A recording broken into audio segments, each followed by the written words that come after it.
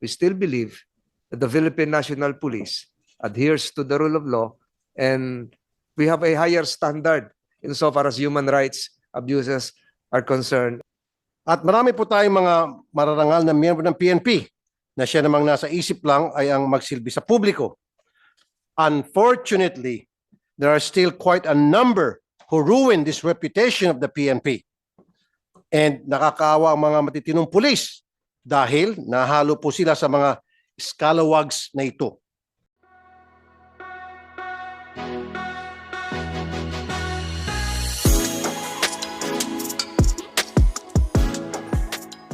Salamat, Kumsek. Service, honor, and justice. These are the three words that can be found in the Philippine National Police seal and badge. Nakatahi sa uniforme at nakaukit sa lahat ng tsapa. Tatlong salita na sumasalamin sa sinumpaang tungkulin ng isang pulis. Ito ang nagsisilbing paalala sa kapulisan na ang bawat isa sa kanila ay may pananagutan sa bayan. Nakalulungkot na sa tuwing may ilang mga pulis na nakalilimot ng tatlong salita na aking nabanggit, ang imahe ng buong institusyon ang nababahiran. Noong araw po kapag may mga batang nawala sa isang pasyalan, agad silang maghahanap ng pulis dahil ito ang bilin ng kanilang mga magulang.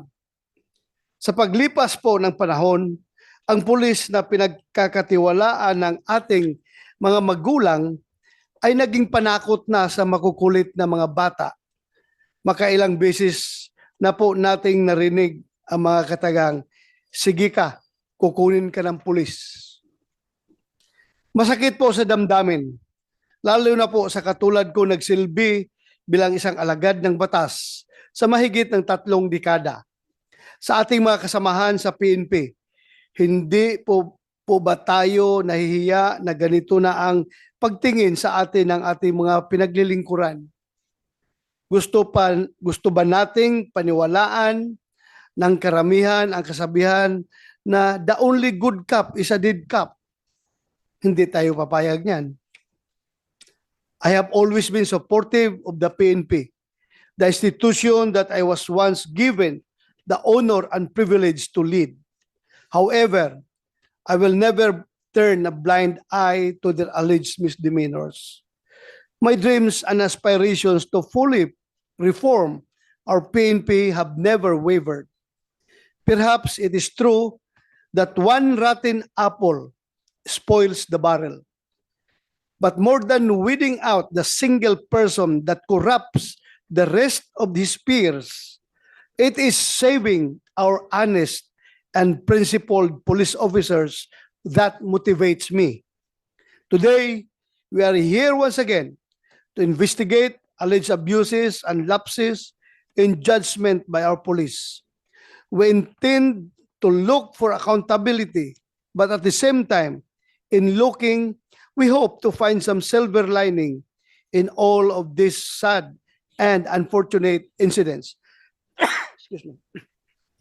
We might not be able to find some magic bullet or some divine formula to address all issues surrounding our police officers today. However, it is our hope that we will be effective in reminding our police that their lives are no longer wholly theirs.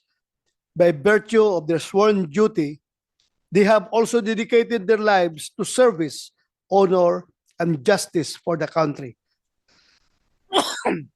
Excuse me. At this point, I would like to yield the floor to Senator Tolentino for his opening statement. You have the floor, Your Honor. Tayo po ay naririto ngayon, hindi para husgahan, kung hindi para malaman yung mga ilang mga punot dulo na mga insidenteng naging laman din ng balita. I'm particularly interested to know the reasons behind, although we have some anecdotal news reports concerning former public school teacher and beauty queen of kapitbahay ko na rin sa Tagaytay sa Tuy, Batangas.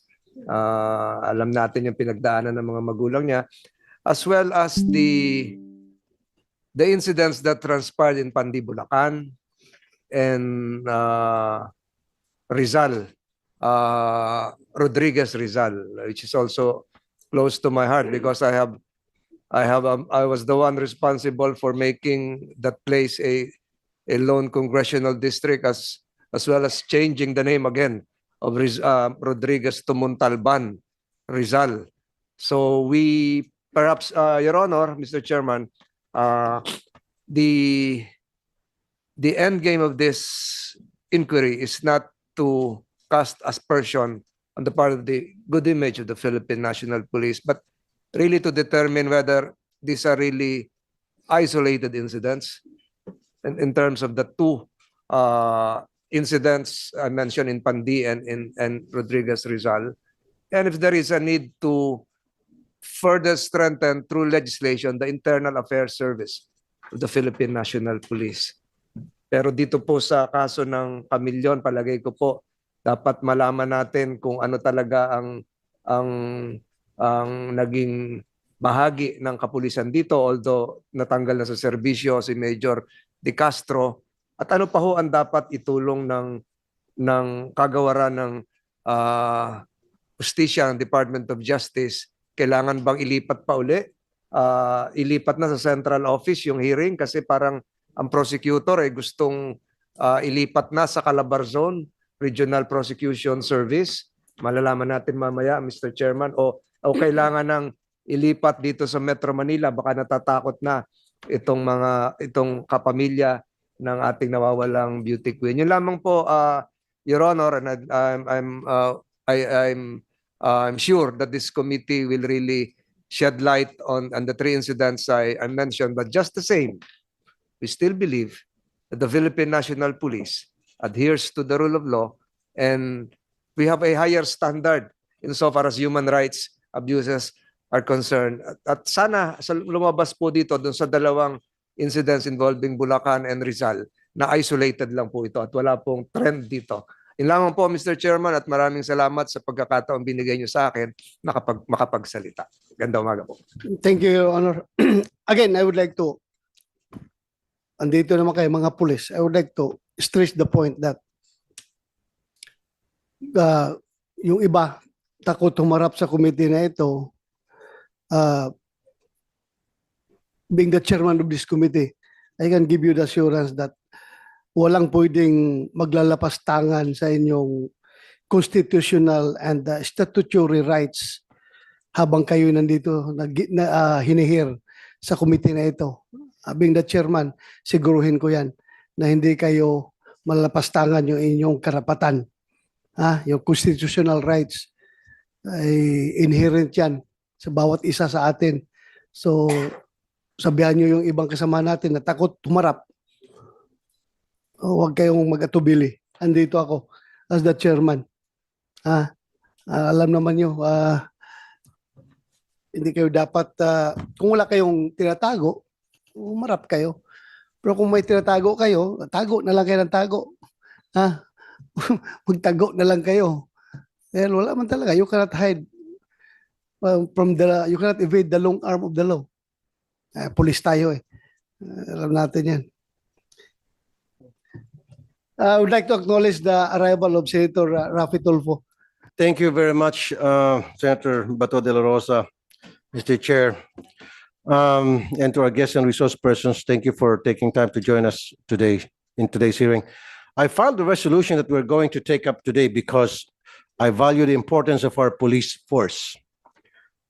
At alam niyo po na napaka-importante po sa ating mga taong bayan, lalo na sa ating mga maliliit na kababayan ng ating kapulisan. Para po sa mga mahihirap, walang kapangyarihan at walang impluensya, inaasahan po nila na kapag may panganib, may banta sa kanilang seguridad o kung may krimen, makakatakbo sila sa ating kapulisan. At marami po tayong mga mararangal na miyembro ng PNP na siya namang nasa isip lang ay ang magsilbi sa publiko. Unfortunately, there are still quite a number who ruin this reputation of the PNP. And nakakaawa ang mga matitinong pulis dahil nahalo po sila sa mga scalawags na ito. Itong mga pulis po na ito, ang laman ng balita, sila po ang sumisikat sa kalokohan. These bad cops ruin the name of the PNP and lower the morale of those who are doing good.